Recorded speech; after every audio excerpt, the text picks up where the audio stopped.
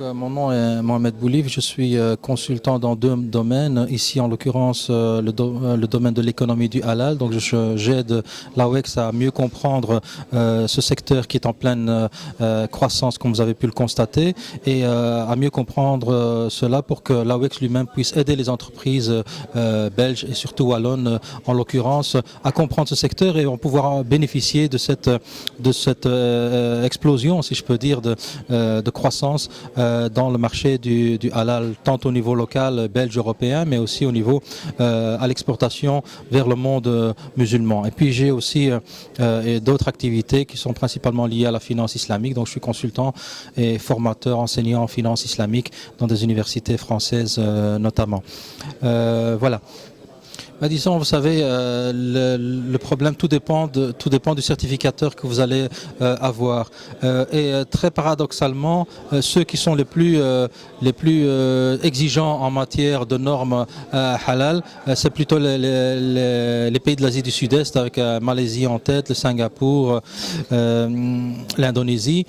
sont les pays les plus exigeants en matière, dans ces matières-là, alors que du côté du Moyen-Orient, on peut penser qu'ils sont je ne veux pas dire pragmatiques, mais je pense qu'ils sont plus flexibles à certains égards. Ça ne veut pas dire que c'est moins halal, mais il y a, comme vous savez, des écoles d'interprétation et certains effectivement autorisent l'abattage mécanique, d'autres ne l'autorisent pas. Mais il faut dire que dans les pays musulmans, c'est déjà plus facile, beaucoup plus facile à contrôler. Je peux comprendre que dans un pays comme l'Arabie Saoudite, puisque les acteurs sont des acteurs musulmans, donc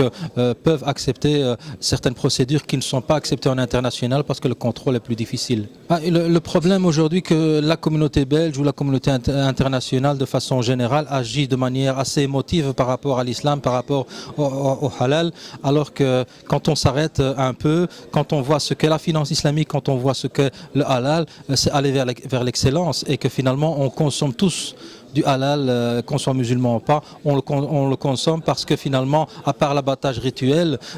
qui exige que ce soit un musulman qui soit fait, et d'une certaine manière, ce n'est pas moins propre que du contraire. Ça peut être fait dans les règles ça doit être fait dans les règles de l'art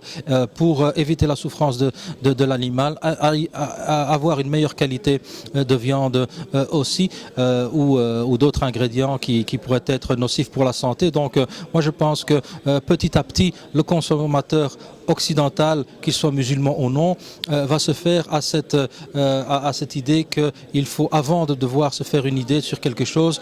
plutôt essayer de comprendre qu'est-ce qu'elle contient et finalement il ne peut pas y avoir, je pense, il y a des exceptions, mais je ne pense pas qu'il peut y avoir une religion ou une école de pensée